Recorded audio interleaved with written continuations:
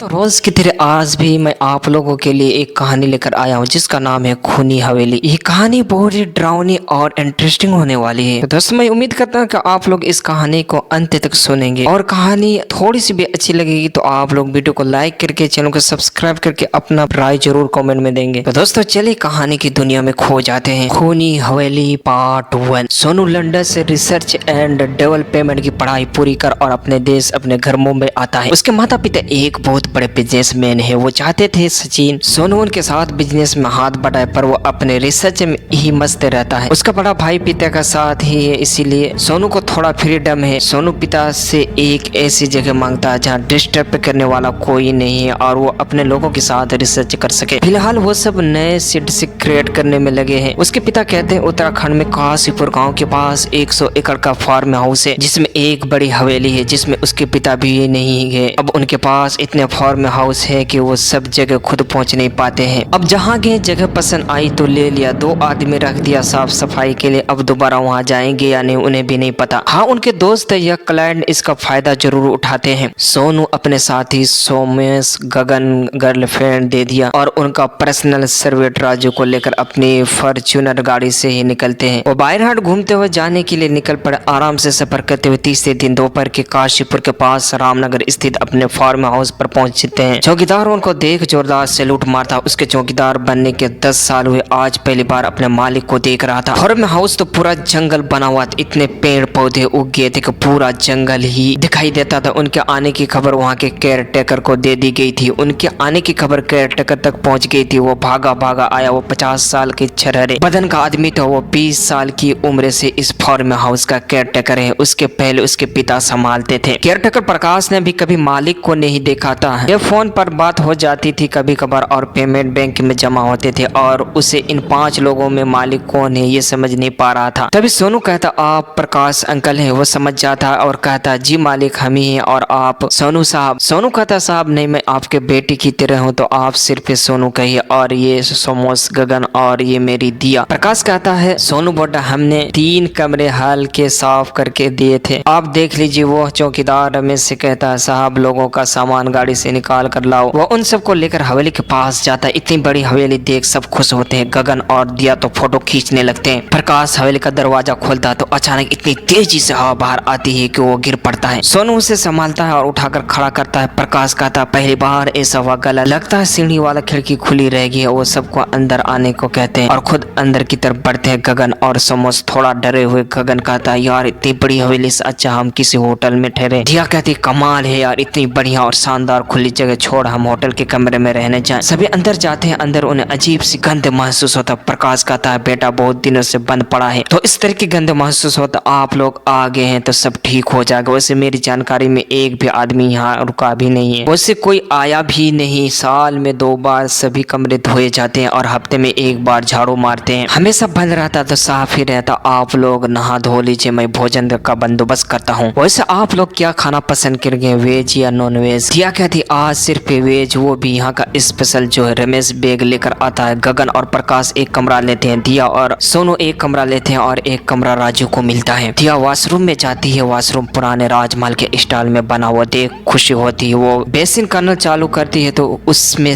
लाल रंग का पानी निकलने लगता फिर धीरे धीरे खून में बदल जाता है। ये देख दिया घबरा जाते। उसके मुंह से आवाज नहीं निकलती। वो एक अचानक जोर से चीखती है और फार भागते। उसकी चीख सुन सब घबरा जाते हैं। वो सोनू के सीने से चिपक कर रोने लगती है। सोनू उसे शांत करता फिर पूछता है तो वो बताती है तभी सब जमा हो जाते हैं। सोनू और गगन वॉशरूम में जाकर नल चालू करते हैं तो उसमें से साफ पानी निकलता है। दिया से कहता है डियर ज्यादा हॉरर फिल्में देखने का असर है। डियर सालों से बंद है तो पहले गंदा पानी ही निकलेगा ना। चलो तुम डोल खुला रखे फ्रेश हो जाओ। हम लोग कमरे में बाहर खड़े होकर देखेंगे। दिया अंदर जाती है। वो फ्रेश होने लगती है पर पता नहीं उसे ऐसा लग रहा है कि कोई उसके आस पास है। वो डर डर कर फ्रेश होकर बाहर आती है और कहती है यार यहाँ कुछ तो गड़बड़ है। सोमेश कहता गगन तो पहले ही बोल रहा था कि होटल में कमरा लेते हैं। सोनू कहता अब आज यहीं रुकते हैं अगर नहीं जमा तो कल सोचेंगे। वैसे अपने रिसर्च के लिए इससे अच्छा जगह नहीं हो सकती है। उसी समय प्रकाश और रमेश खाना लेकर आते हैं और कहते हैं आप लोग कमरे में खाना चाहेंगे या हॉल में। सभी कहते हैं सब साथ ही खाएंगे। वो तो वो हॉल में बैठा रहे। सभी साथ खाना खा रहे हैं। गगन को ऐसा एहसास होता है जैसे कोई उन्हें देख रहा है। वो चारों तरफ देखता पर कोई दिखाई नहीं देता। प्रकाश पूछता आज कहीं जाना है क्या? सोनू कहता 3 दिन से सफर करते हुए थक, आज फुल रेस्ट, कल से काम पर लगेंगे। प्रकाश कहता रात को आप लोगों को ये का स्पेशल सॉन्ग खिलाएंगे। वह और रमेश बर्तन लेकर जाते हैं। ये सब आराम करने अपने अपने कमरे में जाते हैं। बाहर हाल में एक साया सा लहरा कर जाता है। दोस्तों इन लोगों के साथ रात में क्या होने वाले, इन लोगों के साथ क्या अजीब घटनाएं घटेगी, दोस्तों जानने के लिए अपने प्यारे हाथों से वीडियो को लाइक करके चैनल को सब्सक्राइब फॉलो करके कमेंट में नेक्स्ट पार्ट लिखें।